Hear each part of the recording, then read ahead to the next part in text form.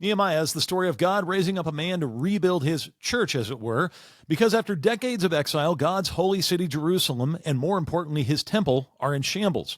So what does God do to rebuild? Well, as God calls Nehemiah to lead the process of rebuilding, the first thing he does is open our eyes to our sin. Listen to verses 6 and 7 of chapter 1. There, Nehemiah says he must confess the sins of the people of Israel, which we have sinned against you. Even I and my father's house have sinned. We have acted very corruptly against you and have not kept the commandments, the statutes, and the rules that you commanded your servant Moses. No rebuilding, no resurrection happens apart from repentance. Second, God opens our eyes once again to his promises. As Nehemiah prays, he wisely appeals to God, saying, "Remember the word that you commanded your servant Moses, saying, quote, 'If we return to you, you will bring us to the place that you have chosen to make your name dwell there.'"